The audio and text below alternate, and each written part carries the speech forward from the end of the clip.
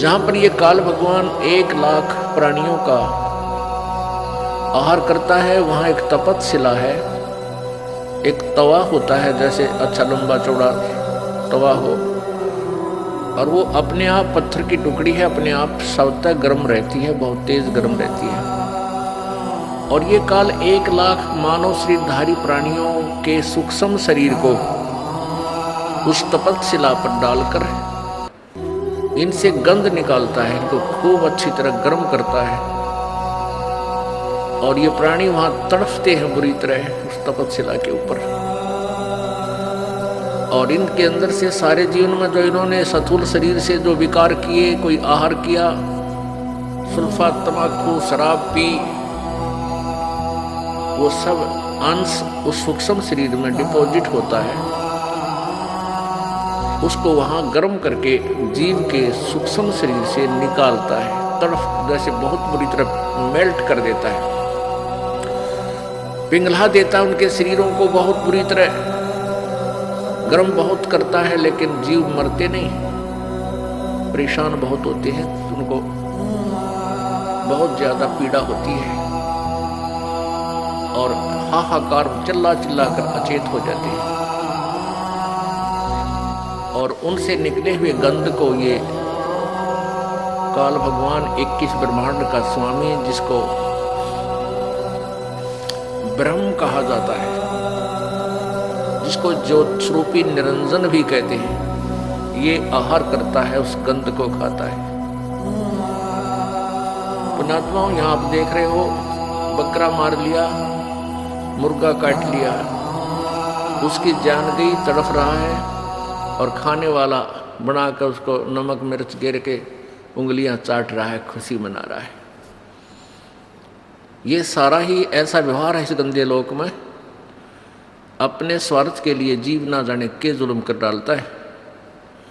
परमात्मा ने आकर यही बताया कि जिस लोक में तुम रह रहे हो, ये रहने का ठिकाना नहीं है, ये बहुत ही गलत और गंदा स्थान है, यहाँ कोई भी व्यवहार ठीक नहीं है किसी भी प्राणी का। आप सतलोक में रहा करते थे, उसको छोड़कर आपने बहुत बड़ी भूल की है, उस गलती का सुधार कर लो और चलो वापस अपने सत्यलोक में, जहाँ कभी मृत्यु नहीं, कोई दुख नहीं, कोई कष्ट नहीं, कोई टेंशन नहीं, कोई रोग नहीं। लेकिन हम गलत ज्ञान से इतने रंगे जा चुके हैं, हम उन दंत कथाओं से, लोकवेद से इतने ओत प्रोत हो चुके हैं कि हम इस सत्य को स्वीकार करने को तैयार नहीं होते। यदि हम इस सत्य को स्वीकार कर लें तो मोक्ष में देरी नहीं है। मोक्ष तो सबसे आसान है, उसका तरीका मिलना कठिन है, उस तरीके पर, उस विधि पर विश्वास होना ही मुश्किल है, कठिन है। कठिन इसलिए है कि हमने गलत ज्ञान घड़ा सुन रखा है। करोड़ों संत सब उल्ट ज्ञान दे रहे हैं, और सबकी धारणाएं भिन्न भिन्न है, सबके कथन, सबके अपना अनुभव एक दूसरे से मेल नहीं खाता, उनका ज्ञान भी दूसरों से भिन्न है, भिन्न भिन्न पंथों के, और भिन्न होते हुए भी उनका यथार्थ ज्ञान नहीं है। तो जिस कारण से आप जी उन संतों के सुने हुए ज्ञान को सत्य मानकर पूर्ण रूप से आश्रित हो चुके हो। परमेश्वर कबीर जी ने उन तपतशिला पर जल रहे प्राणियों की दुर्दशा को देखकर वहां खड़े हुए और कहा कि हे बच्चों, तुम सतलोक के वासी हो और आप इस गंदे लोक में अपनी गलती से फंस गए। परमात्मा परमेश्वर कबीर जी जब वहां आकर खड़े हुए उस तपतशिला के ऊपर, तो सभी प्राणियों के ऊपर जो वो दबाव था तपतशिला का, वो अग्नि का जो प्रभाव था वो खत्म हो गया। जो ही अग्नि जो आंच लग रही थी वो निष्क्रिय हुई प्रभु की कृपा से, तो सभी प्राणी एकदम बैठ गए उस तपतशिला पर, जैसे आम स्थान पर बैठे हों। लेकिन वह टुकड़ी उसी तरह उबल रही, गर्म है, बहुत गर्म है। प्रभु की कृपा से उनको वो आंच महसूस नहीं हो रही। तब उन्होंने देखा कि सामने कोई संत खड़ा है, कोई साधु खड़ा है। पुण्यात्माओं, हम परमात्मा की प्राप्ति के लिए चलते हैं तो हम सोचते हैं कि प्रभु साधु रूप में आता है, संत रूप में आता है, और ऐसा ही होता है। परमात्मा भी कहते हैं कि ना जाने किस रूप में परमात्मा मिल जावे। तो परमात्मा वहाँ खड़े सामने नजर आ रहे थे। उन्होंने प्रार्थना की कि हे प्रभु, हम यहाँ किस कर्म के दंड को भोग रहे हैं। तब परमेश्वर ने कहा, कबीर जी ने कहा, जो सहजदास रूप में वहाँ विद्यमान थे, कि बच्चों तुमने सतलोक में एक गलती की थी। उस परमेश्वर ने वहाँ सृष्टि रचना सुनाई।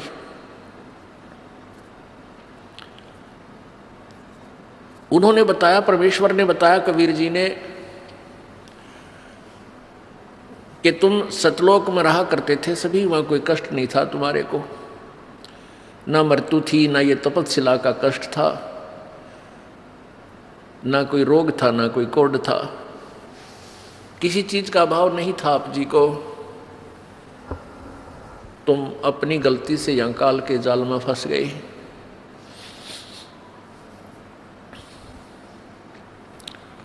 परमेश्वर कबीर जी ने सृष्टि रचना सुनाई। वो सृष्टि रचना ये दास आपको सुनाएगा। परमेश्वर द्वारा दिया हुआ ज्ञान इस दास के वचनों में। सर्वप्रथम केवल एक ही लोक था, जिसको अकय लोक बोलते हैं, अनामी लोक कहते हैं। उसमें परमेश्वर कबीर जी अकेले थे। उसके बाद उस परमेश्वर ने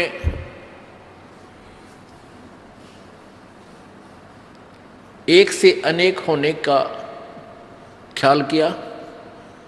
उसके लिए उस परमेश्वर ने अकय लोक से नीचे के 3 लोकों की और रचना की। वो लोक हैं अकय लोक से नीचे का अगम लोक, उससे नीचे का अलख लोक, उससे नीचे का लास्ट वाला चौथा लोक जो है, यानी अनामी अलग, अकय लोक से अलग वो तीसरा लोक, और कुल मिलाकर चौथा लोक जो है वो सत्यलोक है। उसी पूर्ण परमात्मा ने, पूर्ण प्रभु ने, कबीर देव ने, कबीर साहब ने अपने ही अन्य 3 रूपांतर और किए।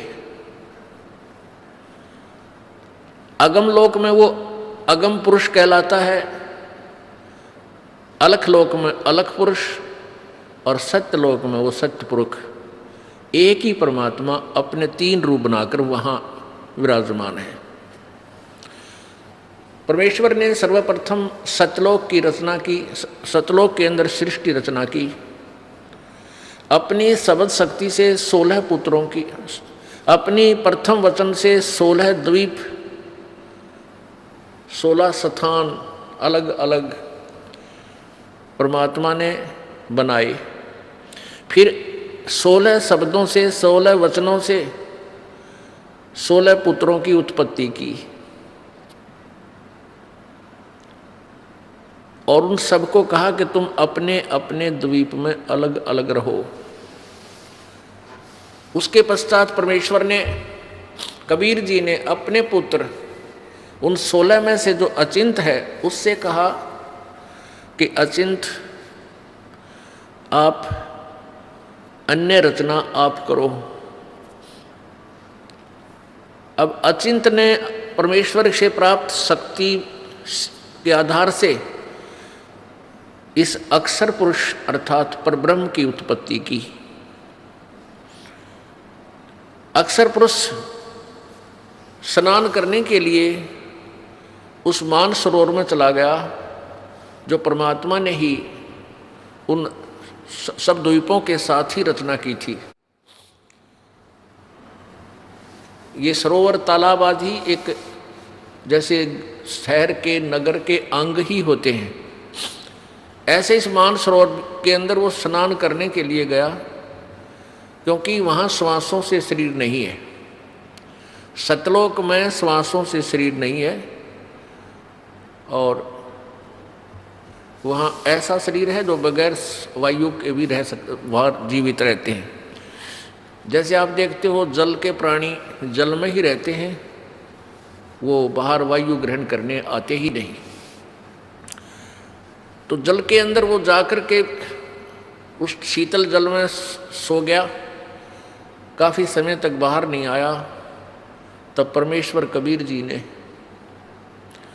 उस पूर्ण ब्रह्म ने, सत्य पुरुष ने, सतलोक के मालिक ने उस सरोवर से जल लिया, उसको अपनी सबद शक्ति से एक अंडा बना दिया और एक वचन से उसके अंदर एक आत्मा, अपने ही अंदर से एक आत्मा प्रवेश की।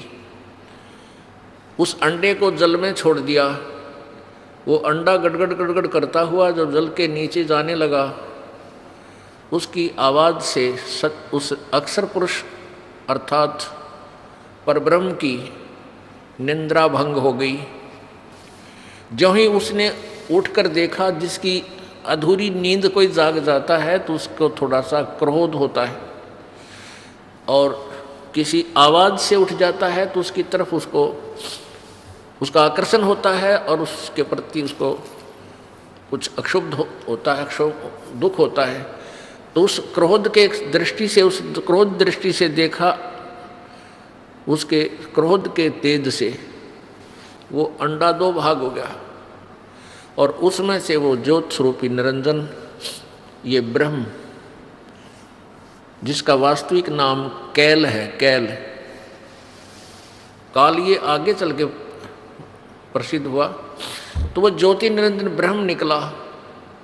आकाशवाणी की परमेश्वर ने कि तुम अक्षर पुरुष, तुम निद्रा में थे, तुझे जगाने के लिए सब ये क्रिया करनी पड़ी, तुम दोनों बाहर आओ। दोनों बाहर आए, प्रणाम किया। परमेश्वर ने कहा कि जाओ तुम दोनों अचिंत के द्वीप में रहो। आदेश पाकर के दोनों वहां चले गए अचिंत के द्वीप में। उसके बाद परमात्मा ने कहा कि अचिंत, तेरे बस का नहीं है सृष्टि रचना करना, आगे से सब रचनाएं मैं स्वयं करूंगा। परमात्मा ने ये लीला इसलिए की थी कि ये बालक कहीं बाद में अपना जीवन कर्म ना बिगाड़ लें, इनकी फड़क निकाल दूं, इनका भ्रम मिटा दूं कि समर्थ ही कार्य सब कर सकता है, जीव के बस का नहीं।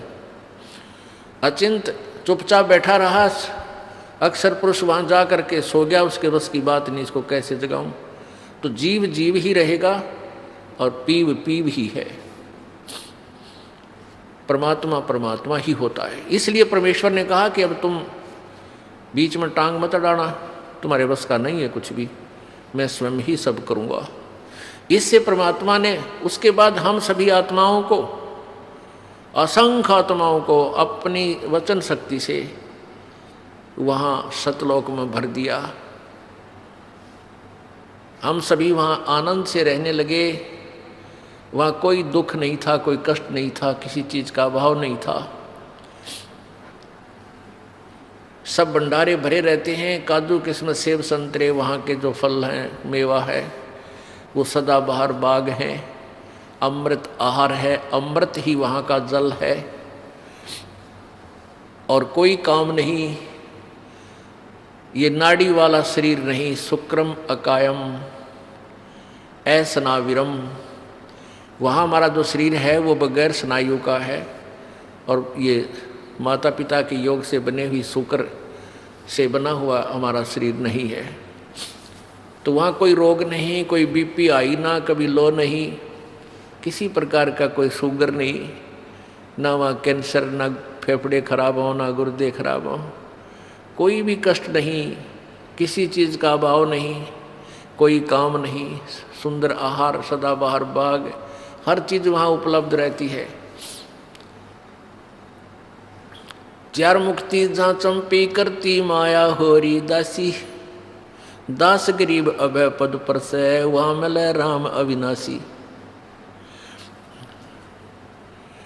वहाँ जहाँ जैसे यहाँ की चौथी मुक्ति ब्रह्मलोक में जाना होता है, वहाँ पर अपने पुण्यों के आधार से कुछ दिन स्वर्ग के अंदर वो सुविधाएँ जो प्राप्त हैं, जैसे होटल में जाके अपनी ही पूंजी से ये प्राणी सुविधाएं प्राप्त करता है और पूंजी समाप्त होने के बाद फिर अपने कर्म क्षेत्र में आ जाता है जहाँ वो काम करता है। इसी प्रकार स्वर्ग, महास्वर्ग, चौथी मुक्ति जो प्राप्त करते हैं यहाँ की साधना से, वो ऐसा समझो जैसा शिमला के अंदर कोई सेठ साहूकार व्यक्ति, धनी व्यक्ति गर्मियों के दिनों में 2 महीना विश्राम करावे, अपने 20-30 हज़ार रुपये ले जावे और सब अपनी जेब से खाओ पियो मस्ती मारे, बर्बाद करके वापस अपनी फिर दुकान पा बैठे, फिर कर्म करे, फिर पैसे बचावे, अगली गर्मियों में फिर 2 महीने घूमावे। ऐसा यहाँ की स्वर्ग, महास्वर्ग अर्थात ब्रह्मलोक तक की उपलब्धि है, प्राप्ति है, का फल है। तो परमात्मा कहते हैं सतलोक के अंदर वहाँ पर ये चारों मुक्ति सदा पड़ी रहे, कभी समाप्त नहीं हो। जो सुख यहाँ की चौथी मुक्ति प्राप्त प्राणी को है, वहाँ आपका कभी समाप्त नहीं होगा, वो आपके चरणों में इतना सुख सदा रहेगा और सदा था।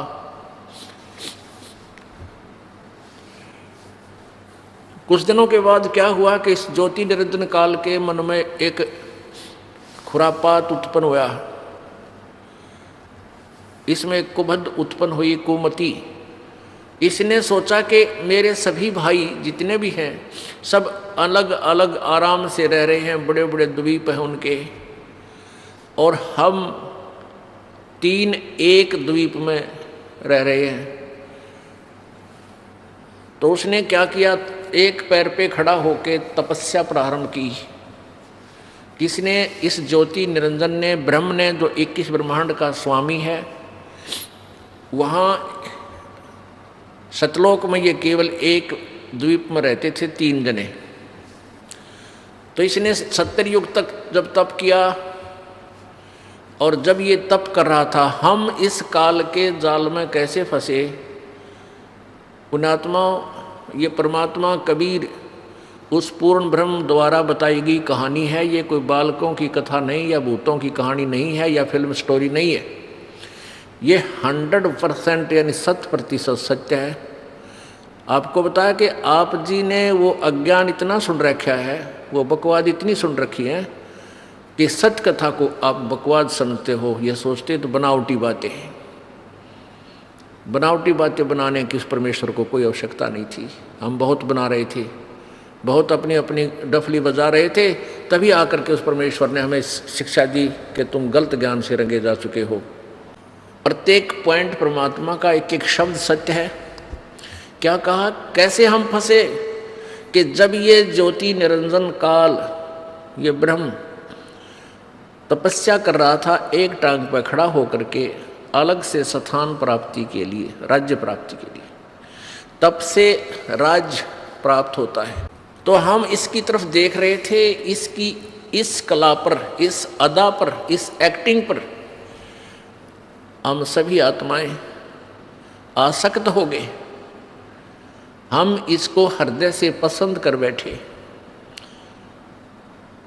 परमात्मा पूर्ण ब्रह्म कबीर जी ने, यानी सत्य पुरुष ने आवाज लगाई, आकाशवाणी की कि बच्चों तुम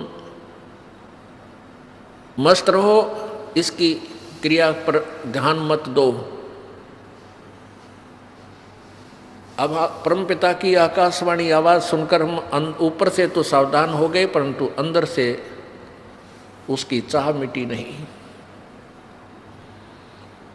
जब इसने 70 वर्ष तक, 70 युग तक तप कर लिया, तब परमेश्वर ने पूछा कि क्या चाहता है ज्योति निरंजन, तू किस लिए ये हठ कर रहा है।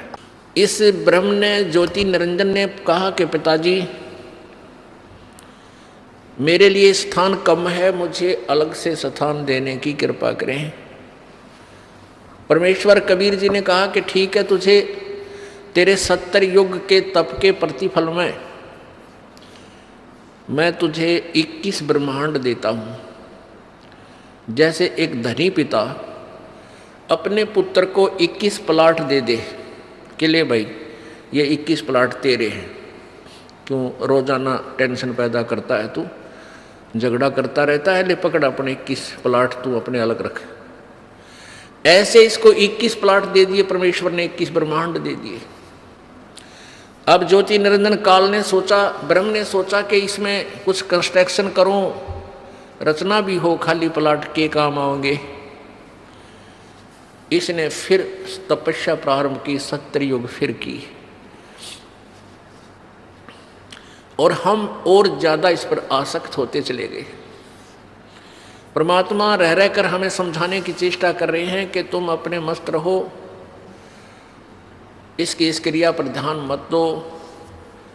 लेकिन हम इतने ढीठ हो गए, अपने परम पिता को भी धोखा देने में नहीं चूके। दूसरी बार जब इसने सत्ययुग तप किया तो परमात्मा ने पूछा भी क्या मांगता है तू, जो तू मांग रहा था वो मैंने दे दिया। ज्योति निरंजन ब्रह्म ने कहा कि प्रभु पिताजी इसमें कुछ रचना की सामग्री देने की कृपा करो। परमेश्वर ने कहा कि ले बेटा, 5 तत्व और 3 गुण प्रभु ने बनाकर अपनी सबद शक्ति से उत्पन्न करके इसको दे दिए। अगले खेल ले, खेल खिलौनों से। अब इसने सोचा भी कंस्ट्रक्शन भी कर लूंगा, फिर अकेले का जी लग गया 21 प्लाटों में, तो संतान भी चाहिए, यानी मेरे साथ कुछ आत्माएं भी हों, मेरे साथी हों, मिलजुल कर वहाँ रहें आराम से। इस दृष्टिकोण से इसने फिर तपस्या की। उस समय इसने 64 युग तक जब तप कर लिया, तब परमेश्वर कबीर जी ने, सत्य पुरुष ने पूछा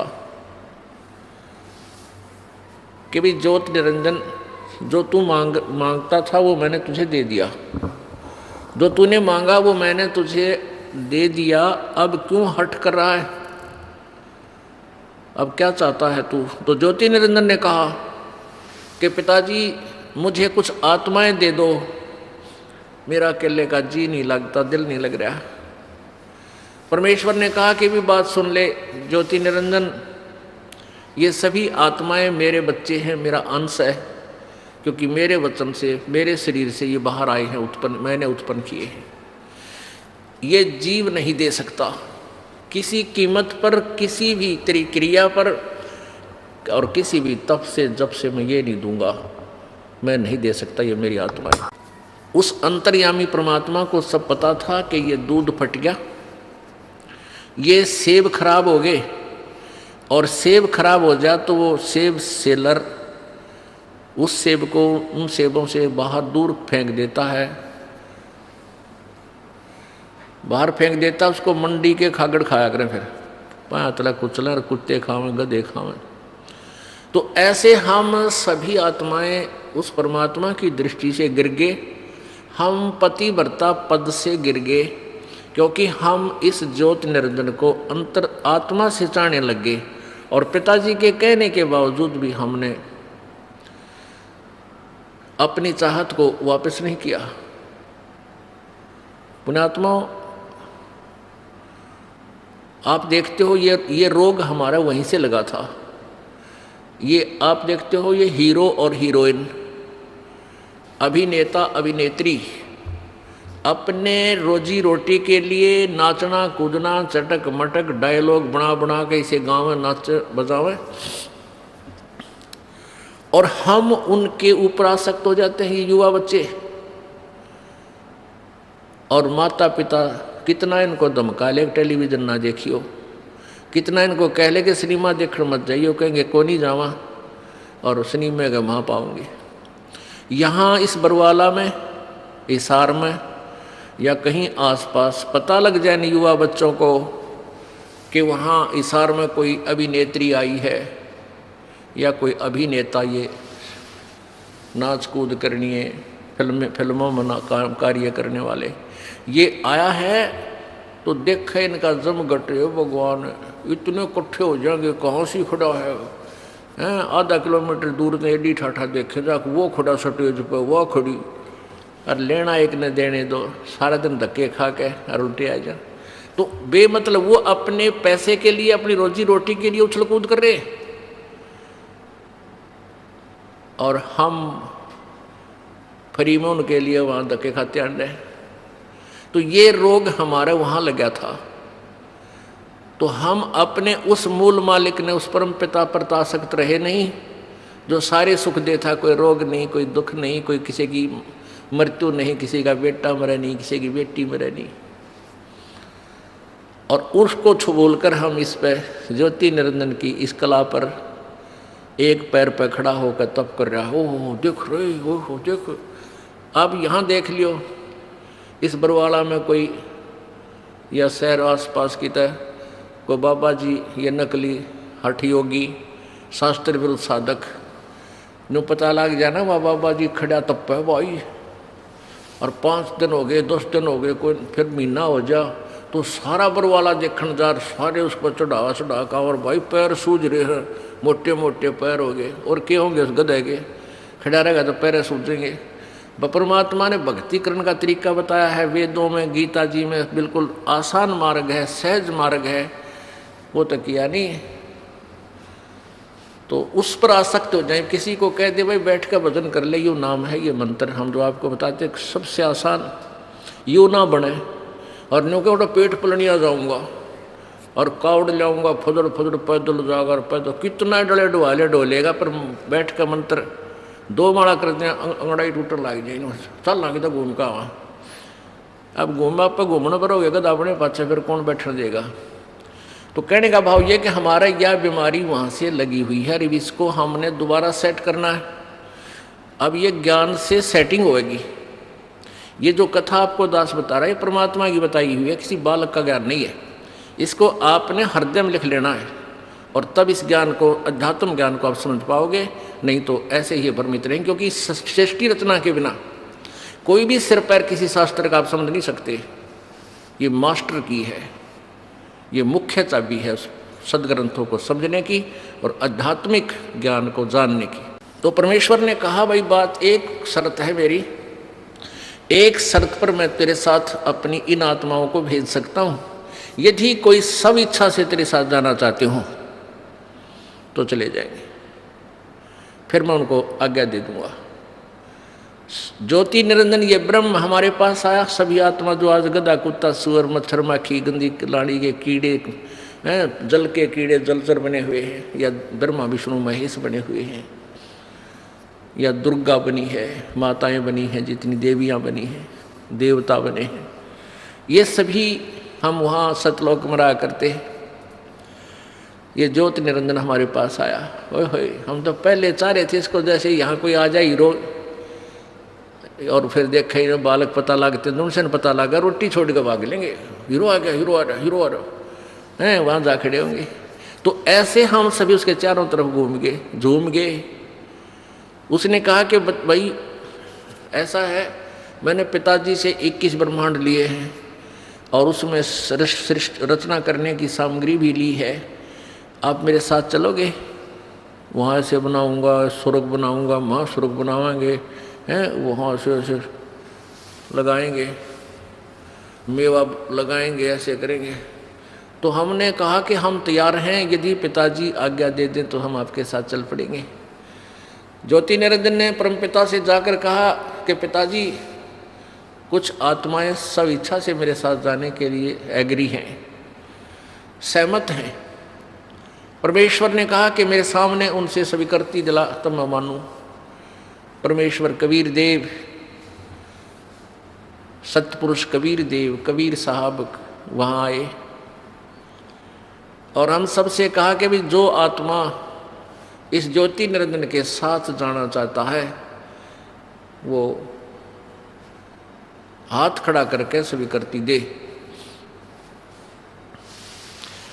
अब पिताजी के सामने जो रोज ये कहा करता कि इसकी तरफ मत देखो, हम सभी शर्मिंदा हो गए और नीची गर्दन कर ली, कोई नहीं बोला, सन्नाटा छा गया। परमेश्वर ने फिर कहा कि भाई बोलते क्यों नहीं तुम? ये ज्योति निरंजन तो कह रहा था कि कुछ आत्माएं मेरे साथ चलने को तैयार हैं, बताओ कौन है? परमेश्वर ने कहा भी ज्योति निरंजन तो झूठ बोल रहा था, कोई भी तेरे साथ जाने को तैयार नहीं है। तो ऐसा सुनकर एक कर्महीन आत्मा ने सबसे पहले स्वीकृति दी कि मैं जाना चाहता हूँ, मैं जाना चाहता हूँ। अब फिर हमने सोचा कि सारी लूट ये अकेला लूट जा, वो आत्मा अकेली ही लूट जा। तो फिर हमने भी सारा, जैसे बच्चे क्लास में नहीं होते, अध्यापक पूछता है भाई जिसका प्रश्न याद है वो हाथ खड़ा करे, पहले डरता डरता एक आधा कराया करे, फिर उसको देखते सारे कर दे कदे हमारे पिटाई हो जा। तो सभी के हाथ लहरा रहे हैं। परमात्मा बोले भाई ठीक है, ज्योति निरंजन तू जा अपने, ये 21 ब्रह्मांड जो प्लाट थे ये ऊपर ही थे सतलोक के अंदर एक कोने में बहुत दूर। परमेश्वर ने कहा कि तू जा अपने उन प्लाटों में। इन सभी आत्माओं ने जो तेरे साथ जाने की स्वीकृति दी है ये मेरे कंप्यूटर में आ गई, इनकी सब के नंबर, इनको मैं अपने हिसाब से भेजूंगा और तेरे पास ये आ जाएंगे। ज्योति निरंजन चला गया। उस समय परमेश्वर कबीर जी ने उस आत्मा का जिसने सबसे पहले हिम्मत की थी अपने परम पिता से विमुख होने की,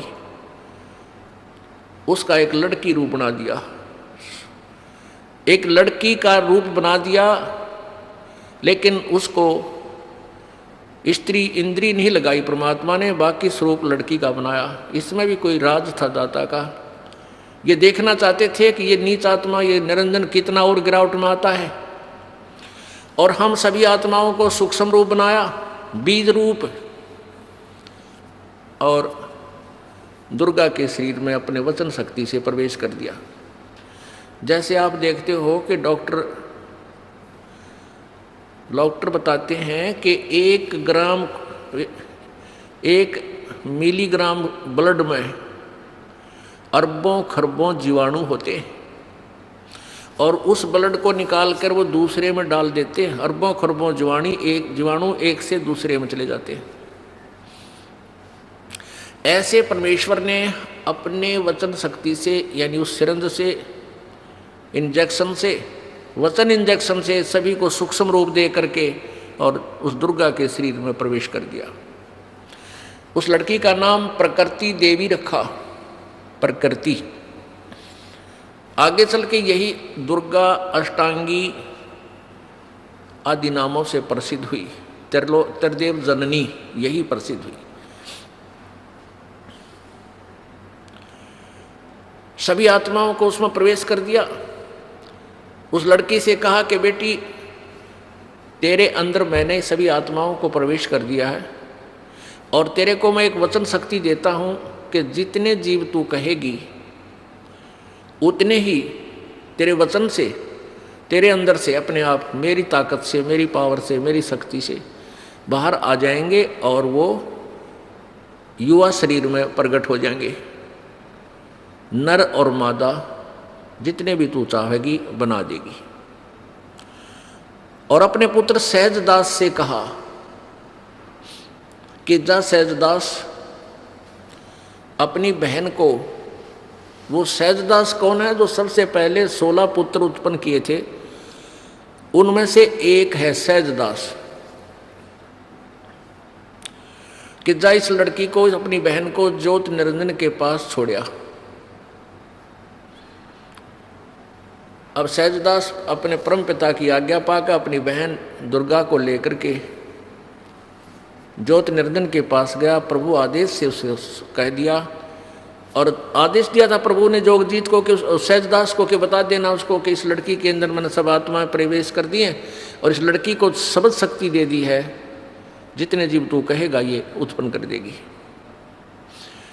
सहजदास ने जाकर के ज्योति निरंजन से कहा कि परमेश्वर ने, पिताजी ने सभी जीवात्मा जो तेरे साथ आना चाहती थी सबको सूक्ष्म रूप दे करके बीज रूप में और इस लड़की में प्रवेश कर दिया है, और इसको शब्द शक्ति दे दी है कि जितने जीव ये तू चाहेगा ये उसी से मैं उत्पन्न कर देगी, नर और मादा। ऐसा कहकर के जो सहजदास वापस आ गया, वहाँ दुर्गा यानी ये प्रकृति और वो काल ज्योति निरंजन दोनों रह गए। अब युवती होने के कारण लड़की का रंग रूप निखरा हुआ था, और ज्योति निरंजन के अंदर ये काम वासना का अंकुर फूट गया। उस युवा लड़की को देखकर इसके अंदर दुर्विचार उत्पन्न हुए, लड़की के साथ दुर्व्यवहार करने की चेष्टा की, उसके साथ बदतमीजियां प्रारंभ की। दुर्गा समझ गई कि इसकी नीयत में दोष आ चुका है। प्रकृति देवी ने कहा कि ज्योति निरंजन मेरी एक अर्ज सुन ले, तू ये पाप मत कर, तू मेरा बड़ा भाई है, मैं तेरी छोटी बहन हूँ। तू पहले परमात्मा ने अंडे से उत्पन्न किया, उसके बाद हमारी उत्पत्ति की, और बहन भाई का ये नाता, ये दुराचार महाघोर पाप होता है, ऐसा जुल्म मत कर। अब ज्योति निरंजन ने एक नहीं सुनी उस देवी की, हर संभव याचना भी उसने कैंसिल कर दी, रिजेक्ट कर दी। तब दुर्गा ने सोचा कि अब तेरी इज्जत के बचाव का कोई विकल्प नहीं बचा। तब उसने अपना सूक्ष्म रूप बनाया, और जो ही उसने बकवादों के लिए मुंह खोल रखा था, अभद्र तरीके थे, उसके मुख के माध्यम से और पेट में पहुंच गई।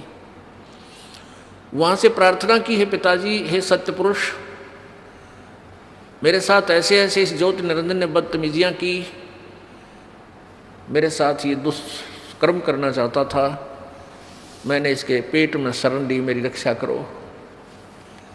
तब परमात्मा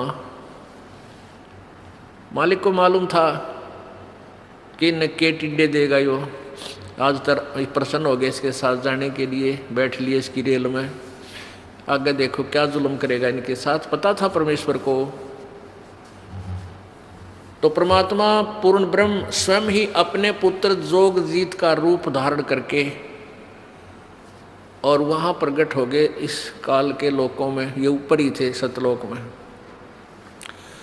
वहाँ जाकर कहा कि ज्योति निरंजन सुन ले आदेश परमपिता का। परमपिता बोल ही रहे थे, आज से तेरा नाम काल होगा, 1,00,000 मानव शरीरधारी प्राणियों का तो नित सूक्ष्म शरीर से का तो नित आहार करेगा, 1,00,000 मानव शरीरधारी प्राणियों से निकले उस गंध को तू नित खाया करेगा, और 1,25,000 उत्पन्न करेगा, और आज से तुम्हें यहाँ से निष्कासित किया जाता है, चले जाइयो यहाँ से तुम दोनों के दोनों। अब दुर्गा ने जुल्म किया, सबसे पहले ये स्वीकृति दी, अपने परमपिता से नाता तोड़ा, इस दुष्ट के साथ जोड़ा, तो हम अपने परमपिता के हृदय से गिर गए, हम पतिव्रता पद से गिर गए, हम व्यभिचारी बन गए। तो परमात्मा ने 21 ब्रह्मांड समेत 21 ब्रह्मांड सहित दुर्गा और काल सहित उन सबको वहाँ से निष्कासित कर दिया। इसका वहाँ से विमान चला, 21 ब्रह्मांड ऐसे चल पड़े जैसे विमान चलता है मालिक का आदेश पाते ही, और सतलोक से 16 शंख कोश की दूरी पर 16 शंख कोश की दूरी पर आकर के ये ब्रह्मांड यहाँ से फिर इन्होंने परिक्रमा शुरू करती। अब यहाँ चक्कर काट रहे हैं 16 शंख कोश की दूरी पर, नील पद्म शंख। अब गणित की रीति से इसको ऐसे जान सकते हैं जैसे 1000, 10,000, लाख, 10 लाख, करोड़, 10 करोड़, अरब, 10 अरब, खरब, 10 खरब, फिर नील, 10 नील, पद्म, 10 पद्म, फिर शंख, यानी 16 शंख कोश की दूरी पर। एक कोस में लगभग 3 किलोमीटर होते हैं। 48 शंख किलोमीटर दूर आ गए। पुण्यात्माओं, अब इस काल ने सोचा कि मुझे जो सजा मिलनी थी वह मिल गई, अब मैं मनमानी करूंगा। अब उसने दुर्गा के साथ फिर वही लड़की को उसके पेट से निकाल दिया परमात्मा ने, वहीं दुर्गा को इस ज्योति निरंजन के पेट से अपनी शक्ति से निकाल दिया। इसका पेट चीर के ऑपरेशन करके, वचन से ऑपरेशन हो जाता है परमात्मा का, वचन से ही सारे ब्रह्मांड बन जाते हैं। अब इस काल ने फिर ज्योति निरंजन ने फिर दुर्गा के साथ बदतमीजी की।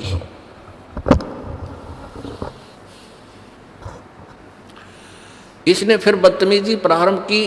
दुर्गा ने फिर प्रार्थना की कि ज्योति निरंजन, पहले तो तू मेरा बड़ा भाई, मैं छोटी बहन हुई तेरी, और फिर मैं तेरे पेट से बाहर आई हूँ, तेरी बेटी होगी, कम से कम किसी एक नाते की तो शर्म कर। इसने एक नहीं मानी और अपने नाखूनों से, अपने पावर से लड़की का प्रजनन इंद्री बनाई और उसके साथ फिर जबरदस्ती शादी की। उससे ये 3 पुत्र उत्पन्न किए, रजगुण ब्रह्मा, सतगुण विष्णु, तमगुण शिव जी। तीनों को एक एक गुण युक्त कर दिया। अपने आत्माओं, ये कथा है जो परमेश्वर कबीर जी ने बताई। अब इस कथा को यदि हम एज इट इज छोड़ दें, जो कि तो छोड़ दें, तो कोई नहीं माने और सब ये कहें ये तो दंत कथा है, बनावटी बातें हैं, ये कि कदे सुनी नहीं, आज तक किसी ने बताई नहीं, कहाँ प्रमाण है, हमें दिखाओ। तो ये दास आपको ढेर सारे प्रमाण दिखाएगा और उन्हीं सदग्रंथों में दिखाएगा जिसको आप श्रोधार्य मानते हो, एथेंटिक मानते हो, वास्तविक मानते हो। उनमें से कौन कौन से हैं? पवित्र गीता जी, पवित्र 4 वेद, पवित्र 18 पुराण, इनके अंदर, और 5वां वेद जो आपको सुना रहा है ये दास, सूक्ष्म वेद ये दास आपको सुना रहा है जो परमेश्वर ने, कबीर जी ने आके बताया। और आंखों देखा उन महापुरुषों का विवरण उनकी अमृतवाणी में, वो भी प्रमाण आपको दिया जाएगा जिनको परमात्मा का साक्षात्कार हुआ है।